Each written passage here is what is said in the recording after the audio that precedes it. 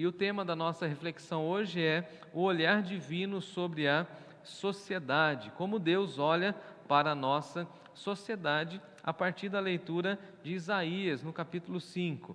Então eu peço que você abra o texto em Isaías 5, eu leio de 8 até o verso de número 23. Na semana passada eu falei no texto anterior a esse que nós leremos agora. Na semana passada eu falei sobre a parábola da vinha má, da vinha que não produziu o fruto com qualidade, e aí o Senhor disse que essa vinha, de fato, é a casa de Israel que deveria produzir frutos, mas assim não o fez, e Deus então a arrancou. E dessa forma nós leremos então Isaías capítulo 5, a partir do versículo de número 8. Diz assim então o texto sagrado: Ai dos que ajuntam casa a casa, reúnem campo a campo, até que não haja mais lugar, e ficam como os únicos moradores no meio da terra. A meus ouvidos, disse o Senhor dos Exércitos, em verdade, muitas casas ficarão desertas, até as grandes e belas, sem moradores.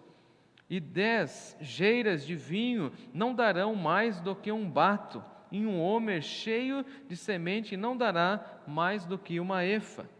Ai dos que se levantam pela manhã e seguem a bebedice e continuam até a alta noite, até que o vinho os esquenta.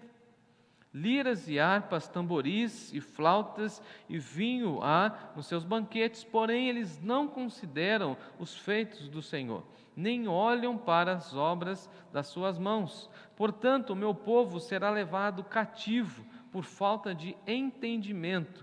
Os seus nobres terão fome e a sua multidão se secará de sede.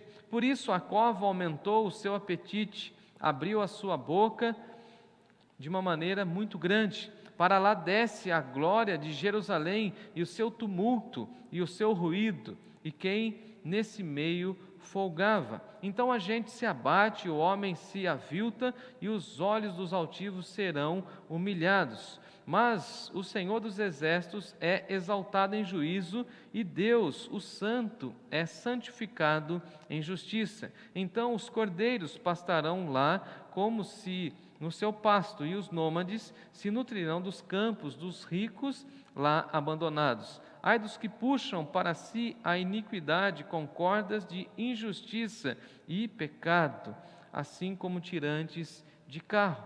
E dizem: apresse-se Deus, e leva a cabo a sua obra, para que a vejamos. Aproxime-se, manifeste-se o seu conselho do Santo de Israel, para que nós o conheçamos. Ai dos que ao mal chamam bem e ao bem chamam mal, que fazem da escuridão a luz e da luz a escuridade, que põem o amargo por doce e o doce por amargo.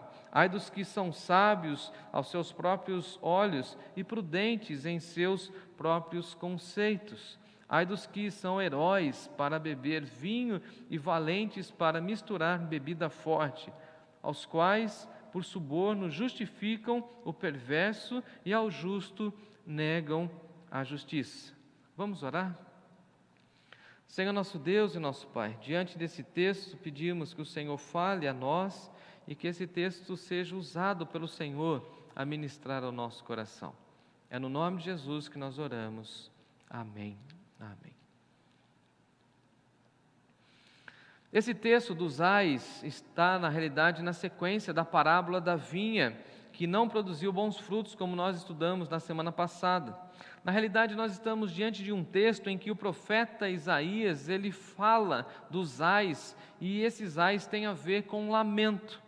Esse lamento, na realidade, é um diagnóstico que Isaías, movido por Deus, faz da sua sociedade, do momento em que ele vivia. No entanto, ele faz também um alerta. Ele aponta para aquele momento histórico e diz o seguinte: eu só tenho a lamentar. E esse lamento tem a ver com um chamado ao arrependimento. É como se o profeta estivesse olhando para a sua sociedade, fazendo um diagnóstico e ao mesmo tempo chamando as pessoas para saírem dessa posição de pecado, de luxúria, de bebedice, e na realidade é um lamento também com um tom de ameaça, porque a cada ai que nós vamos lendo no texto, nós vamos acompanhando a sentença de Deus. Deus falando: olha, se vocês não se arrependerem, isso vai acontecer. Se vocês continuarem nessa prática, destruições irão chegar sobre a vida de vocês. Então, basicamente, os historiadores e os teólogos vão dizer para nós que esses ais de Isaías, na realidade, são lamentos fúnebres, onde na realidade o próprio profeta está dizendo o seguinte: se vocês continuarem vivendo em pecado, não abandonarem o pecado e não se voltarem para Deus, grandes destruições virão sobre a vida de vocês. Então, basicamente é um diagnóstico voltado para a morte, no sentido de que se eles permanecessem nessas condutas, Deus não agiria na vida do povo. Então os ais são característicos dos profetas. Os profetas usavam essa nomenclatura e essa proposta para falar a respeito de temas difíceis dos seus momentos e dos seus tempos, onde eles estavam profetizando. Isaías não é o único que usa esse método gramatical para chamar a atenção do povo quanto ao conteúdo, usando os ais. Nós temos também outros profetas que usaram os ais, e também temos o próprio Senhor Jesus, o grande mestre, o grande Senhor e Salvador,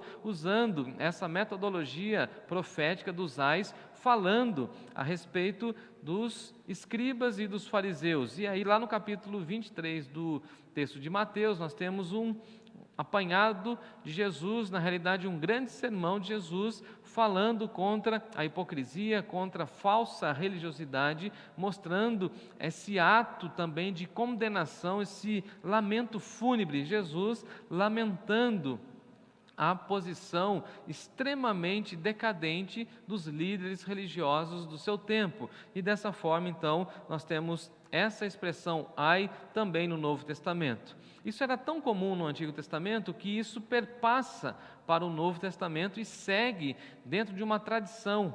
Haja vista, por exemplo, que o próprio Isaías diz: ai de mim, ele lamenta em relação a si mesmo, lá no capítulo 6, que nós estudaremos daqui a algumas semanas. Ai de mim, porque sou pecador. O apóstolo Paulo, ciente dessa profunda reflexão interna e esse lamento também, ele diz o seguinte: ai de mim se eu não pregar o Evangelho. Conversava hoje com o irmão Fábio, e o Fábio me lembrou daquele texto em que esse ai também é citado, quando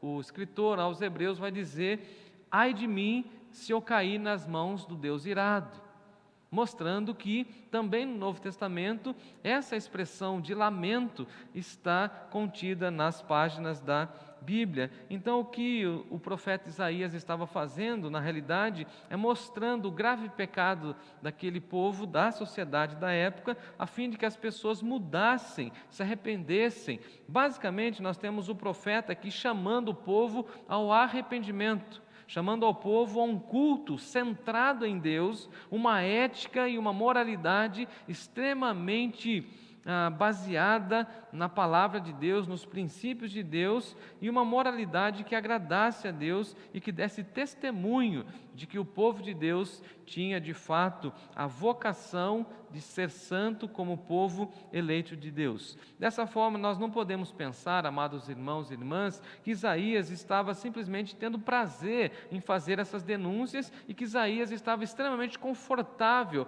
ao fazer essas denúncias, uma vez que basicamente a postura de Isaías é de chamar o povo ao arrependimento, assim como João Batista também fez. Então, o que está em pauta aqui? O que está em pauta é o testemunho do povo. Esse povo que se chama pelo nome de Deus precisa viver à altura do nome de Deus. Esse povo que depende de Deus e esse povo que carrega a marca de ser o povo da aliança precisa viver um padrão de santidade diante do mundo. Ou seja, a proposta de Isaías é essa preocupação com o testemunho do povo. Então, ele está fazendo uma declaração da sua sociedade, mas falando que o povo de Deus estava em pecado, incorrendo em uma vida de iniquidade, cumprindo, na realidade, uma agenda mundana. Em outras palavras, é como se Isaías estivesse falando o seguinte: eu lamento que vocês tenham deixado a Deus e tenham adquirido esse comportamento extremamente pagão, que não tem nada a ver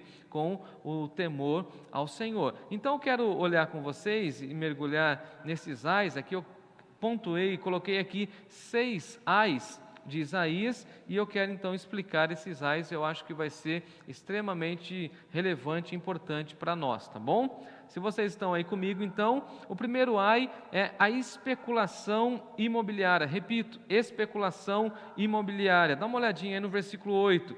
Ai dos que ajuntam casa a casa, reúnem campo a campo, até que não haja mais lugar, e ficam como os únicos moradores no meio da terra. O primeiro ai de Isaías é uma denúncia contra a corrupção social, pois os poderosos que tinham muito recurso estavam comprando e expandindo as suas propriedades de uma maneira muito injusta. Ou seja, pessoas que tinham poder aquisitivo estavam comprando casas e mais casas, ajuntando campo e mais campo. Em outras palavras, talvez se a gente falasse da nossa realidade, a gente falaria o seguinte: pessoas comprando muitas casas e pessoas comprando fazendas.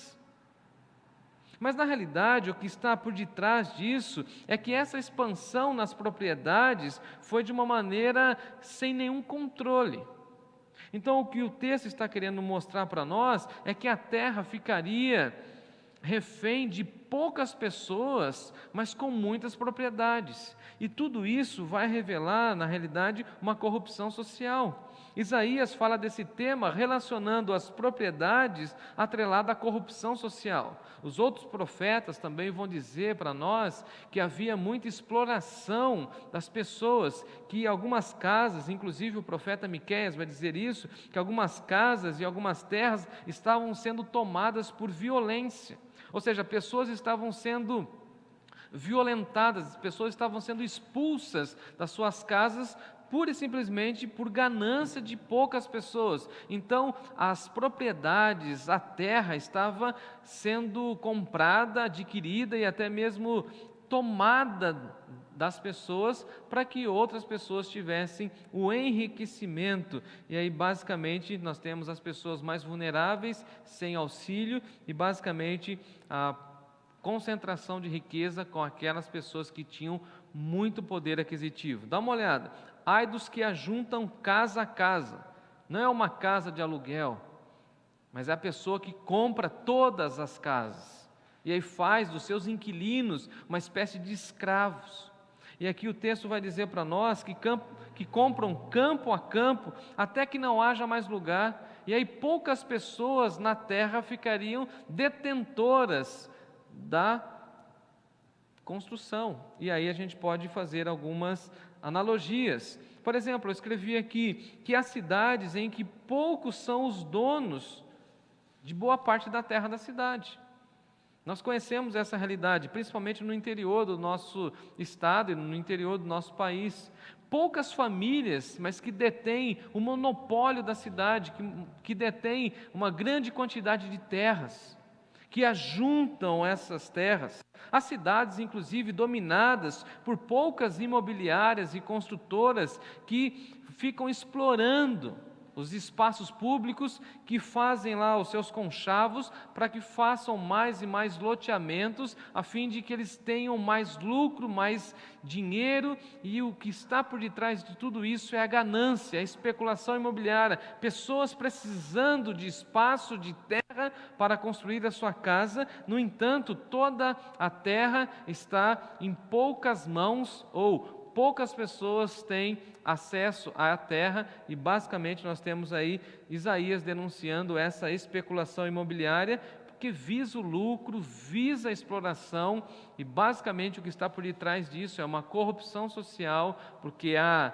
mecanismos de busca de dinheiro, de vulnerabilidade que não é respeitada, e basicamente o nosso Deus, lá em Levítico, e também nós temos em Números essa relação que Deus dividiu a terra de uma maneira muito equilibrada e justa. Então, o que o texto está denunciando é a concentração de riqueza e o poder da terra na mão de poucas pessoas. E a gente sabe que isso, infelizmente, acontece, e a gente tem acompanhado aí o preço dos imóveis, e sabemos como essa situação acontece, infelizmente, nós precisamos fazer essa denúncia. O profeta está denunciando. Ai daqueles que ficam ajuntando muitas casas, enquanto tem muitas e muitas, milhares e dezenas de milhares de pessoas que não têm aonde morar. Diz assim o versículo 9: a meus ouvidos, diz o Senhor, se essas pessoas continuarem assim, olha o que Isaías ouviu da parte de Deus, essas casas ficarão desertas, até as grandes e belas ficarão sem moradores. Então, qual que é a sentença de Deus? Se esse povo continuar visando somente o lucro, a luxúria das casas e a produção dos campos, os campos não irão produzir e as casas ficarão desertas, porque eles só visam o lucro. O segundo ai de Isaías, está aí no versículo 11, vai falar para nós de vícios em excesso. Dá uma olhadinha no versículo 11. Ai dos que se levantam pela manhã e seguem a bebedice e continuam até a alta noite, até que o vinho os esquenta. O segundo ai dirige-se contra o amor e o prazer do abuso da bebida. Basicamente, Isaías está dizendo e falando o seguinte para nós: nós precisamos combater a ideia errônea do hedonismo. O hedonismo que ensina as pessoas que as pessoas precisam buscar o prazer. Você já deve ter ouvido isso. Se algo te traz alegria, te traz felicidade, se algo te dá prazer, faça isso, experimente isso. Isso é o que o mundo ensina. E naquele tempo, naquele momento histórico, Isaías já havia olhado e já havia contemplado essa realidade. Isaías diz o seguinte: ai daqueles que se levantam pela manhã e seguem bebendo. Eu me lembro quando criança, no bairro que morava, havia ali um bar, um boteco, e às vezes, quando eu saía para a escola, era bem cedo naquela época, por volta ali de 6 e pouquinho, quando a gente saía para a escola, para pegar ali a bicicleta e se deslocar até a escola, naquele momento, às 6 e pouco da manhã, no bar, já havia pessoas tomando um trago de cachaça. É isso que o texto está dizendo. Pessoas que começam a beber logo pela manhã e passam um dia bebendo. E aí, naquele momento, por exemplo, quando eu era adolescente, eu via isso, e alguns falam assim: a gente está bebendo para ir trabalhar. Mas aí, quando chegava no final de semana, essa bebedice começava de manhã e perdurava até a noite. É isso que Isaías está dizendo, porque essa ideia do prazer, desde sempre o homem está procurando a felicidade no prazer e acha que essa busca pelo prazer vai preencher o seu interior. É estranha, na realidade, essa busca do ser humano por satisfação em qualquer coisa que não seja em Deus. Eles ficam procurando se preencher de qualquer coisa, enquanto na realidade nós só seremos preenchidos, só seremos 100% satisfeitos quando nós nos abastecermos da presença de Deus. Somente Deus pode preencher o vazio que há em nós, somente Deus pode satisfazer a nossa alma. E não há nenhum outro prazer melhor ou maior do que viver e estar na presença do Senhor. A Bíblia vai nos mostrar que os vícios são pecados instalados em nós, em nosso ser, e os vícios vão nos escravizando. E aqui nós temos essa expressão, que os vícios estão escravizando. As pessoas estavam vivendo escravizadas, as pessoas que viviam na bebedice. E aí, trazendo para o nosso contexto, trazendo para a nossa realidade, nós sabemos disso também. Pessoas que passam dias e dias bebendo, consumindo drogas, se entorpecendo. Pessoas que ficam vivendo uma vida extremamente dissoluta. O profeta Amós, inclusive, vai mostrar para nós que a bebedice está atrelada à destruição, à corrupção e uma vida devasta, uma vida que não agrada a Deus. Isaías vai falar dessa bebedice que começa pela manhã, mas aponta para o vício que se prolonga por todo o dia e chega até a noite. Ou seja, uma pessoa ou um grupo de pessoas que bebem o dia todo. E aí nós sabemos aqui no nosso contexto, por exemplo, mais contemporâneo, de pessoas que passam noites e madrugadas adentro, em festas, longas e longas horas, bebendo, se drogando e se prostituindo. Infelizmente, a nossa cidade de Sorocaba é uma das cidades do interior paulista com a maior concentração de raves. Vimos e contemplamos agora, durante toda a pandemia, os pancadões, onde o que tinha? Bebida. Essa bebida que começa, essa bebedice e não termina nunca mais. Olha que interessante. No versículo 12, Isaías diz que enquanto as pessoas bebem durante o dia todo, elas ficam ouvindo o som das liras, das harpas, tamboris, flautas nos seus banquetes, ou seja, é uma festa, tem muita música, mas o que o texto está dizendo para nós aí no versículo 12, porém, eles pensam que estão no prazer, ouvindo canções, comendo seus banquetes, se deliciando com as comidas, se embebedando, se drogando. Eles pensam que estão felizes ou que eles encontrarão a felicidade. Olha o que o texto diz: porém, eles não consideram os feitos do Senhor. Eles gostam dessa vida completamente avessa ao temor do Senhor. Eles não consideram os feitos de Deus, eles não fazem nenhuma reflexão na forma como Deus cuida da nossa vida. Eles não olham, olha o versículo 12, eles não olham para as obras do Senhor, eles só querem a festa, eles só querem a gandaia, eles só querem a bagunça. Talvez nós poderíamos ouvir a voz de Isaías falando o seguinte para nós: eles gostam de sexo sem compromisso, eles gostam de uma vida dissoluta, de muita bebida, de muita droga, de baladas, mas eles não consideram os feitos do Senhor, eles não olham para aquilo que Deus está fazendo no mundo. Em outras palavras, eles só gostam de festa. Ai das pessoas que começam a beber logo pela manhã e passam o dia todo bebendo e ainda chega à noite, querem que o vinho venha esquentar a vida dessas pessoas. Que triste. O fim dessas pessoas, diz aí no versículo 14, é a cova.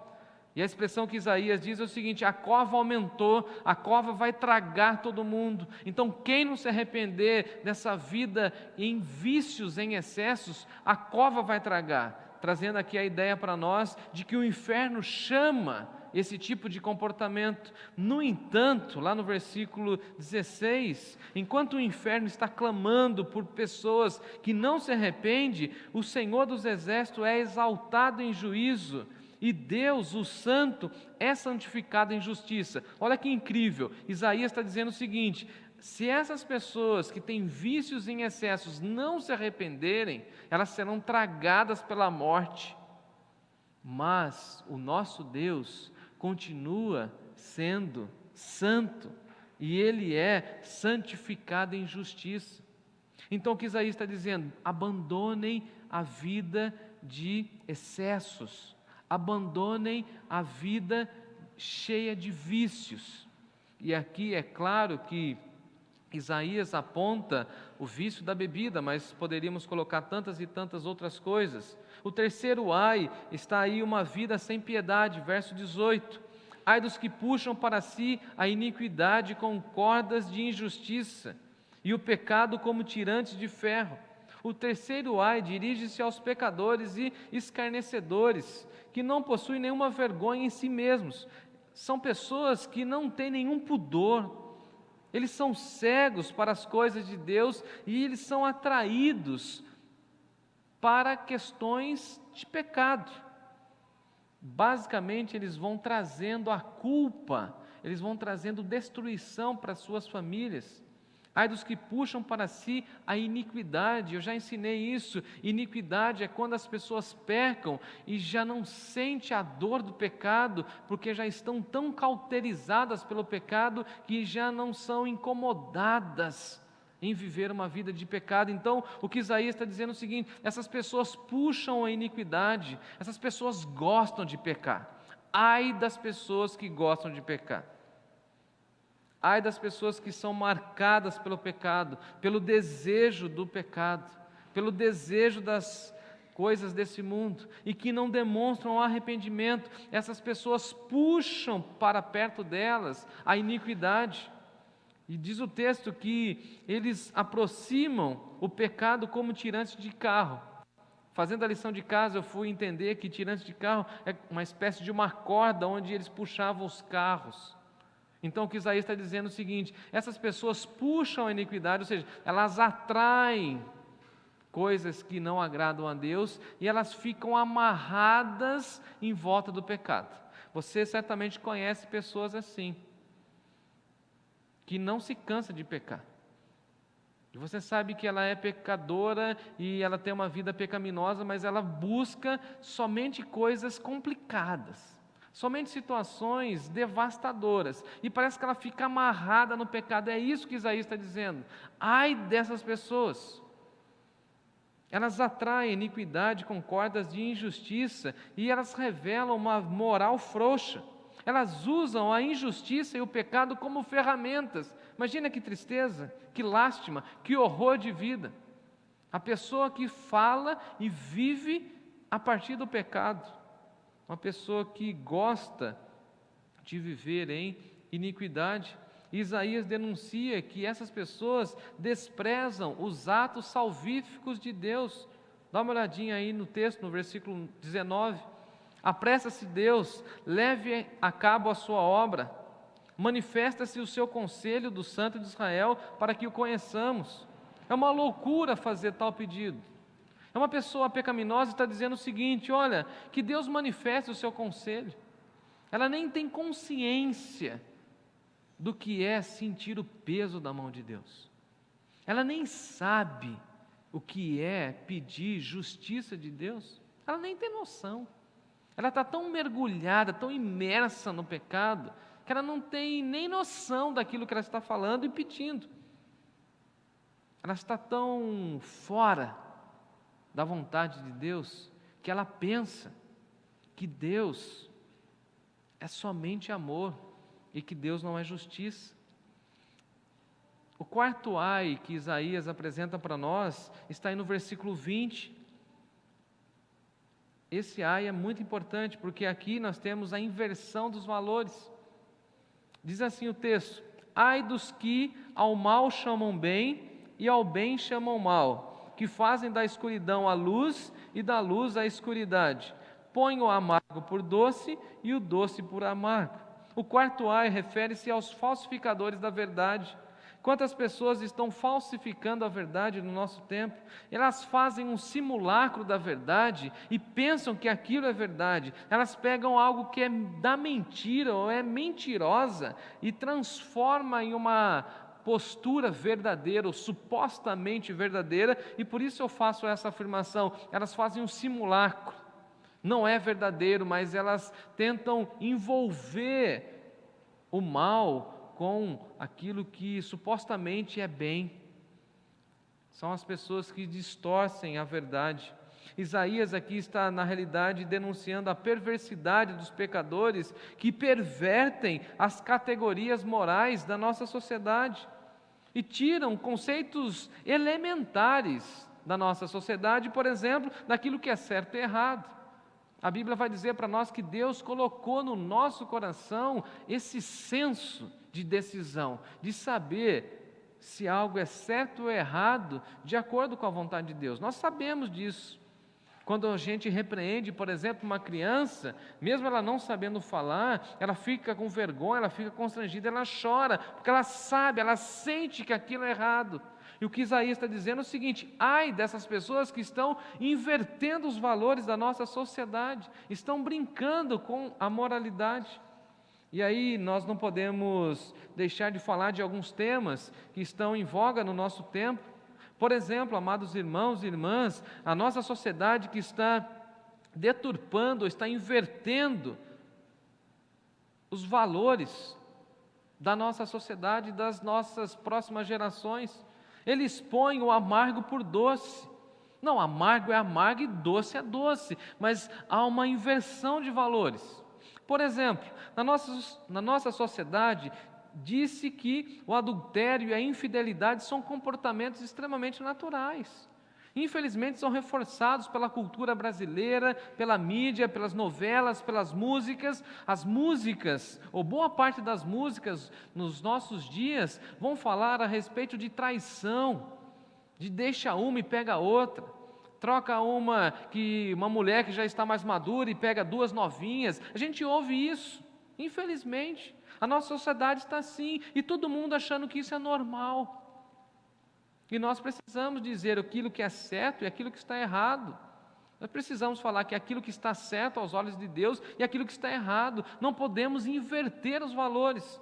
Na nossa sociedade, por exemplo, nós ouvimos dizer que nós podemos escolher o nosso sexo, que nós podemos viver a nossa sexualidade do jeito que nós queremos. Inclusive o lema do nosso tempo é o seguinte: meu corpo e minhas regras, o que basicamente, biblicamente falando, isso é uma blasfêmia.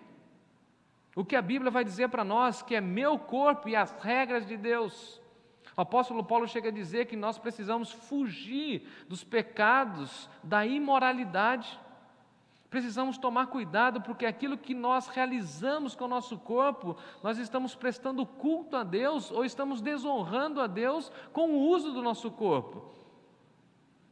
Paulo é muito contundente lá no capítulo 12 de Romanos, quando ele diz que nós precisamos apresentar os nossos corpos em sacrifícios a Deus, santos e agradáveis a Deus. Então, que história é essa de meu corpo, minhas regras, eu que mando no meu corpo?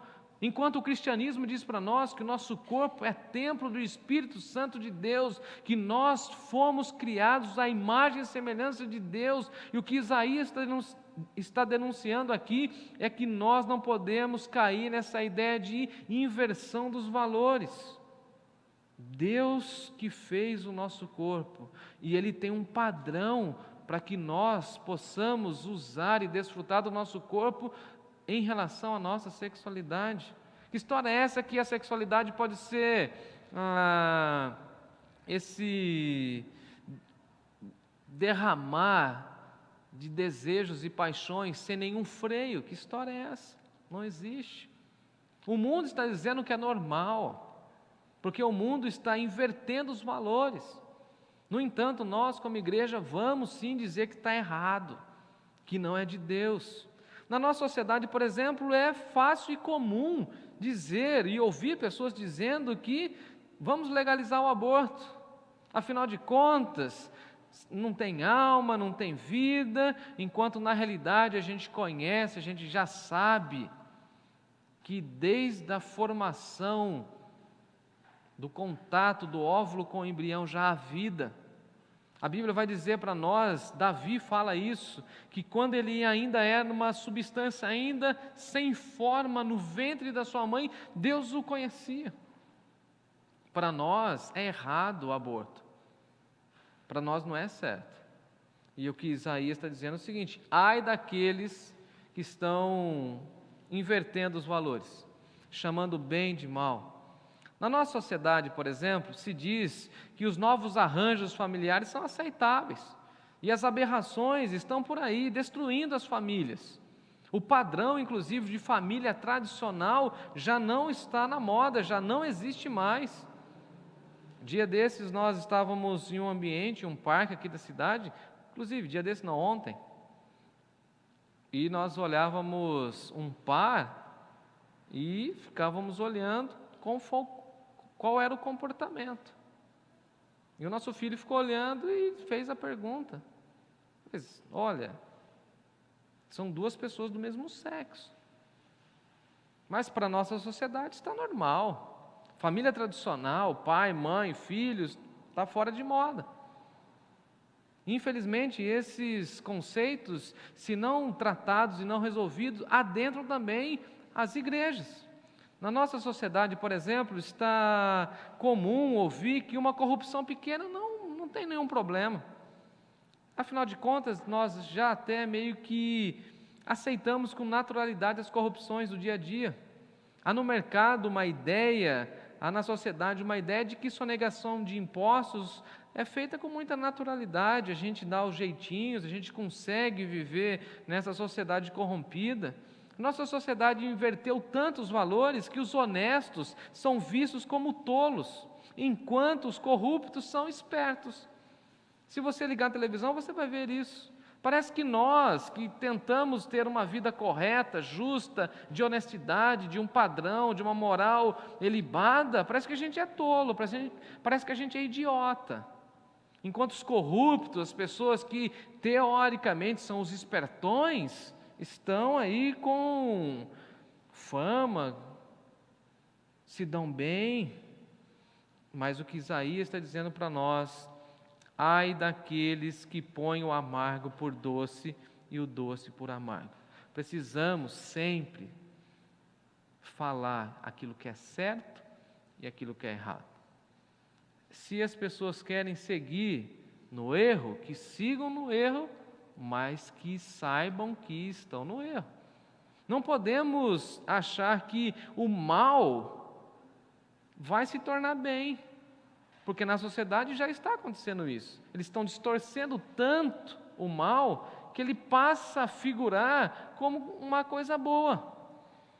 Pessoas que têm comportamentos das trevas, mas que de tanto falar de coisas boas, parece que ele fala da luz, mas ele não é da luz, ele é das trevas. E o que Isaías está dizendo é o seguinte: há uma diferença radical. Se de um lado você tem algo que é doce, do outro lado você tem algo que é amargo. Se de um lado você tem algo que é luminoso, do outro lado você tem algo que é escuro. Se de um lado você tem o bem, do outro lado você tem o mal. Não dá para juntar tudo isso, não dá para tratar o mal de bem, o doce por amargo e a luz como escuridão. Não dá para inverter os valores, mas a sociedade tenta, insiste e está avançando nessa direção, e nós continuaremos falando que o certo é certo e o errado é errado, mesmo que as pessoas não gostem. E aí vão falar que eu sou retrógrado, que eu sou extremamente conservador, e vão me rotular e rotular a igreja de muitos e muitos adjetivos. No entanto, aquilo que nós ensinamos para o povo também serve para nós. Aquilo que é errado diante de Deus é errado, é errado. E quando nós nos deparamos com algo que é errado, o que precisamos fazer? Mudar a postura. O quinto ai, eu quero caminhar com vocês no versículo 21, é o orgulho e a prepotência. O quinto ai, orgulho e prepotência.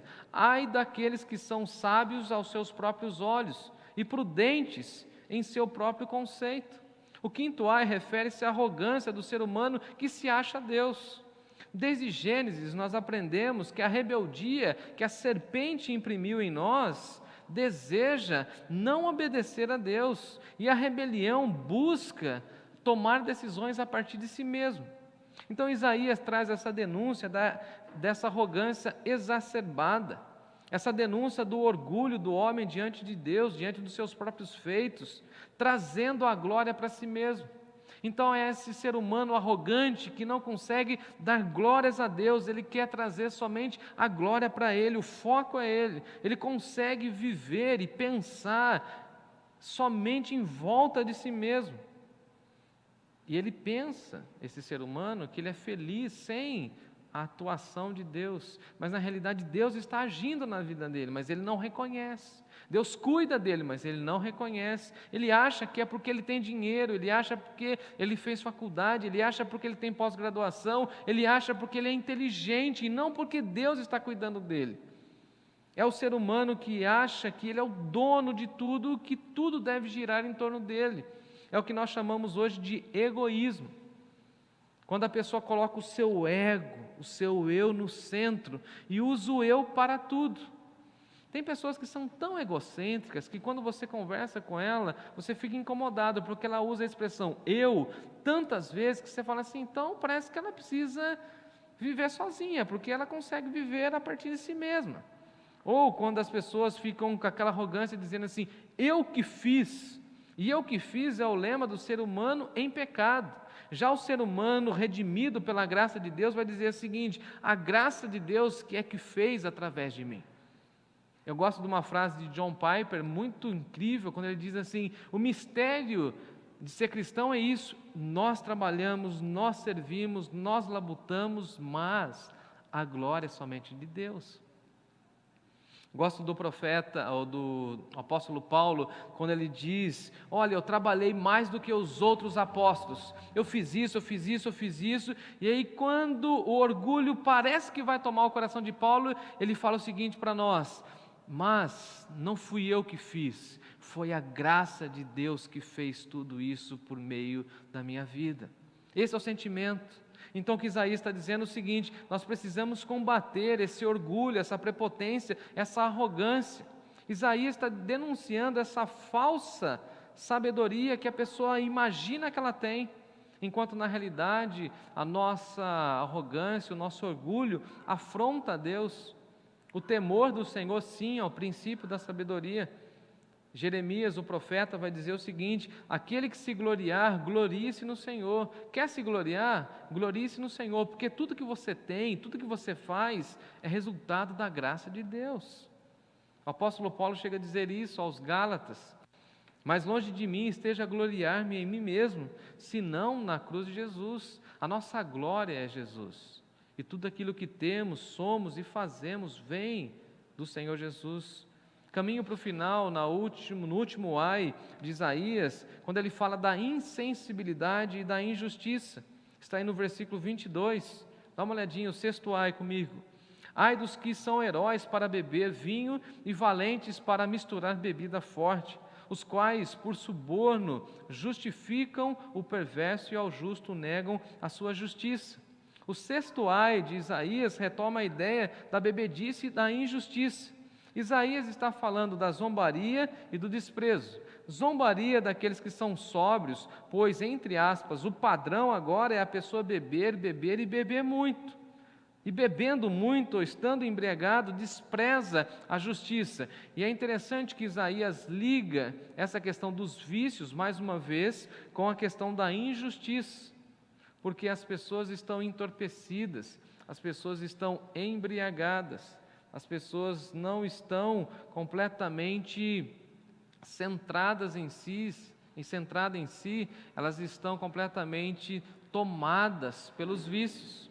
Então, ai daqueles que são heróis, e essa expressão é muito interessante, herói para beber, pessoas que se gabam porque podem beber e bebem muito, e aí bebendo se sentem valentões, se sentem os heróis, pessoas que se gabam porque conseguem misturar, conforme o texto diz, bebida forte.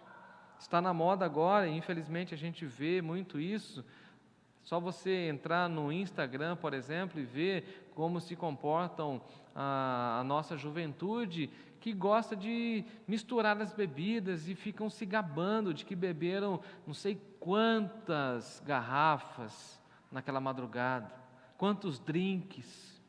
São heróis e se acham heróis, porque podem misturar as bebidas, podem misturar bebidas fortes com energético e passam a noite toda bebendo. O que o texto vai dizer para nós é que eles nem sabem o que estão fazendo diante de Deus. Porque muitas pessoas embriagadas, entorpecidas, estão, na realidade, no verso 23, praticando suborno, justificando o perverso, usando dinheiro para a perversidade, negando a justiça àquelas pessoas que de fato precisam da justiça. E o que Isaías está dizendo é o seguinte: ai daqueles que se sentem ou se veem como heróis para beber, pessoas que bebem e bebem muito. Então eu caminho para o final, para a conclusão, mostrando para vocês essa realidade E como Deus está olhando para a nossa sociedade, Deus também está lamentando. E eu me recordo do Senhor Jesus, quando Ele olhou a cidade de Jerusalém e disse: Jerusalém, Jerusalém. É o Jesus que lamenta diante de Jerusalém.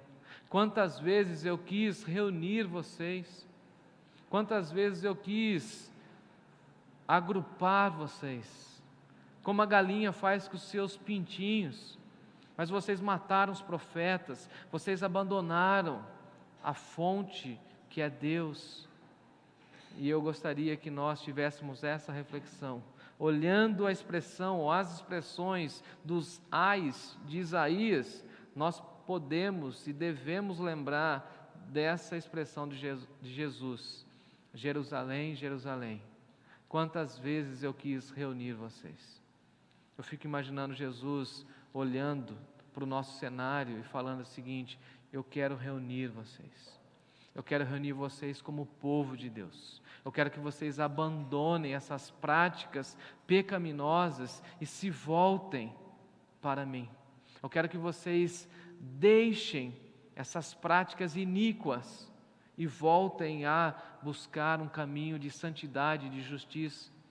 Eu quero que vocês não vivam mais uma vida de excessos, uma vida de vícios, mas que vocês sejam dependentes de Deus e do agir de Deus. Eu não quero que vocês vivam em festas que não têm a presença de Deus, mas eu quero que vocês reconheçam a mão de Deus, os feitos de Deus, as intervenções de Deus. Eu quero que vocês valorizem e ergam a voz defendendo aquilo que é verdade, que vocês não aceitem essas inversões de valores. Amados irmãos, para concluir, eu fiquei muito chocado com a quantidade de pessoas postando, na última semana, fantasias de Halloween, festas de Halloween, e pessoas que supostamente são cristãs.